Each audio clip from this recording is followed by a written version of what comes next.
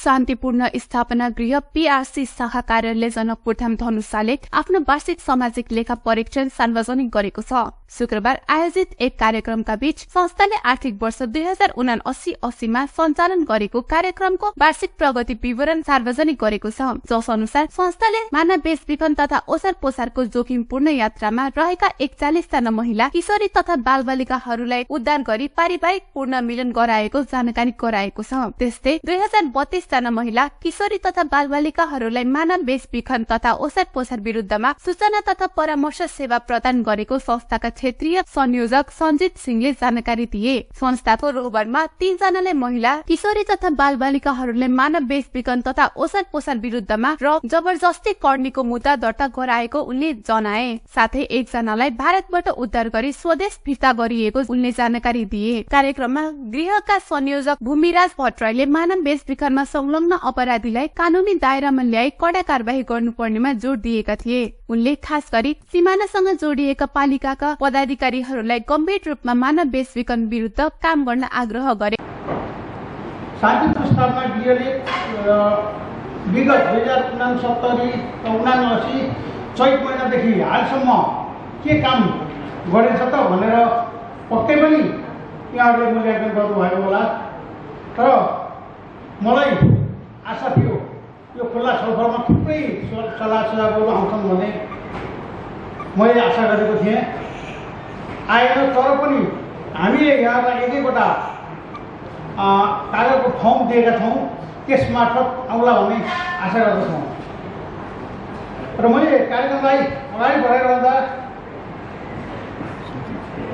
सर्वप्रथम हाम्रो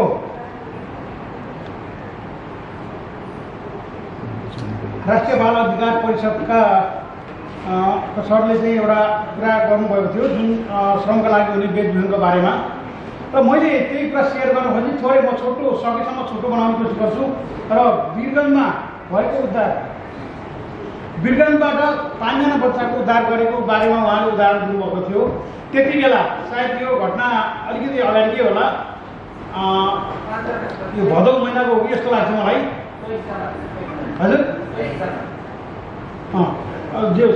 त्यति बेला सायद अन्य बालबालिकाहरू पनि थिए। त्यति बेला कार्यक्रममा नगरायण नगरपालिकाका प्रमुख विनय यादवले मानव बेचबिखन रोक्न थप जनचेतनाको आवश्यकता भएकाले यसको प्रचार प्रसार जोड़ दिनुपर्ने सुझाव दिए। काम गरिरहेको छ, यो हामीहरूले गर्ने काम त्यो जस्तै नगरायण नगरपालिकाको पनि बोर्डर छेउमा पालिका परेको हुनाले हामीहरूको पनि यो दायित्वमा आउँछ। तर यो शान्तिपूर्ण स्थापना गृहले जुन आएर हामीहरूको काम गरिदिनु भएकोमा उहाँलाई म धन्यवाद पनि दिन चाहन्छु। अहिले जहिले पनि यो शान्तिपूर्ण स्थापना गृहका प्रतिनिधिहरूले मसँग निरन्तर सम्मानमा हुनुहुन्छ र उहाँहरूले राम्रो काम गरिरहेको मलाई लाग्छ र मैले हेरेको हुन्छु।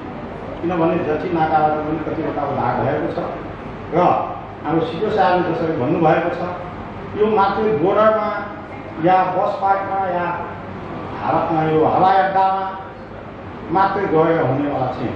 किनकि यो मान्छेको जागरुकता गराउनुपर्छ। यसमा जिल्ला स्तरमै नै एउटा कार्यक्रम गरेर राम्रोसँग यदि सबैलाई प्रेरणा दियो भने यो अझ कम हुन सक्छ। र यो शान्तिपूर्ण स्थापना संस्थाले जुन काम गरिरहेको छ त्यसलाई उहाँहरूले पनि अझ बढाउनु, यसलाई काटिलो गर्नुपर्छ। किनभने यो नेपाल भारतको खुला सीमा भएको हुनाले मात्रै बोट यो जठी नाकामा या भिटाम्रो नाकामा बसेर यो समाधान हुनेवाला छैन। किनकि खुला बोर्डर भएको हुनाले अरू ठाउँमाबाट मान्छे, किनभने यो त चोरी गर्ने काम हो, अरू ठाउँबाट छिर्ने गर्दछ। त्यसले गर्दा बोर्डरको अरू ठाउँमा पनि यसको चेकपोस्ट राखेर गयो भने झन् राम्रो हुन्छ र अझ पनि राम्रो हुन्छ।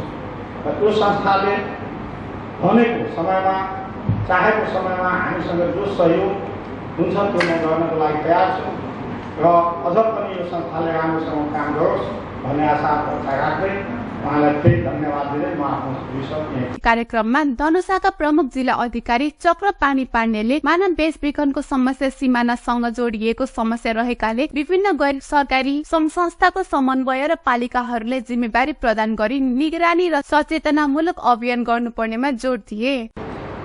राष्ट्रिय नीति तथा राष्ट्रिय कार्यनीति कार्ययोजना आइसकेपछि जिल्लाले पनि अब जिल्लाहरू संरचना पहिले अलिकति त्यस्तो कसले हेर्ने भन्ने कुरामा अब जिल्ला विकास समितिले हेर्नु पऱ्यो, जिल्ला समन्वय समिति जिल्ला प्रशासन कार्यालय हेर्नु पर्ला, जिल्ला स्तरीय एउटा निर्देशक समिति त बन्ला। पुरानो अनुसार प्रमुख जिल्ला अधिकारी त्यसको अध्यक्षतामा एउटा संयन्त्र छ। अब तर यहाँ चाहिँ 18वटा पालिका भएको कारणले 18वटै पालिकामा आफ्नो चाहिने यो पालिका स्तरीय यो कार्ययोजना बनाउनु पर्ने हुन्छ यो मानव बेचबिखन तथा असार प्रसार नियन्त्रणको लागि। त्यो पालिकाले अब त्यहाँ पनि यो काम गर्ने जनशक्तिको अभाव हुनसक्छ। त्यो बेलामा यो जिल्लामा काम गर्ने यी गैर सरकारी संस्थाहरू जस्तै शान्ति पुनर्स्थापन केन्द्रले कतिवटा पालिका हेर्ने अहिले अब कतिवटा हेर्ने होला कतिवटा छ कि भने क्षेत्र विस्तार अब नाका तर्नु फेरि नाका रिलेटेड भएकोले त्यो नाका भएको पालिका मात्रै समेटेर अरू संस्थाहरूले अरू पालिका किन नाकाको मात्रै नाकाको प्रयोग गरेर मान्छेलाई सचेतना कार्यक्रम त हाम्रो यो धनुषा जिल्लाको हकमा त जिल्लाभरि गर्नुपर्ने हुन्छ नि त। त्यसले एउटा कार्यक्षेत्र विस्तार गर्नुपर्ने हुन्छ। खालि हामी नाकामा निगरानी मात्रै भन्दा नि सचेतनाको सवालमा त जिल्लाभरि नै गर्नु पऱ्यो। बरु अब कुन गैर सरकारी संस्थाले कुन कुन पालिका हेरेको छ नसमेटिएको ठाउँमा जानुपर्ने होला। एकदिन अब छुट्टै समय मिल्दाखेरि एउटा बैठक राखेर त्यसको प्रस्ताव गरौँ। तपाईँहरूको अब डिसेम्बरतिर सायद हुन्छ होला जस्तो अब त आइडियालाई नै होला यो प्रपोजल गर्नु त होइन। त्यसले गर्दा त्यो डिसेम्बर अगाडि नै त्यस्तो गरेर कार्यक्रमहरू तपाईँ क्षेत्र विस्तारको समन्वय अरू संस्थाहरूले पनि क्षेत्र विस्तारको गरिदिनु धनुषामा राम्रो होला। आगामी दिनहरूमा पनि यहाँहरूको सक्रियता रहोस्। हाम्रो साथ सहयोग प्रशासन किसिमले नेपाल सरकारले गर्नुपर्ने स्थानीय सरकारको सभामा अनुसारले अहिले भन्नु होला हाम्रो साथ सहयोग रहन्छ। यो सरकारी समन्वय नै हो, साझेदारी हो। त्यो हामी गर्छौँ न। तपाईँहरू अगाडि बढ्नुहोस्, हाम्रो साथ छ भन्ने म 1-2 मिनट बसेर म निस्कन्छु। यो यहाँको गराउन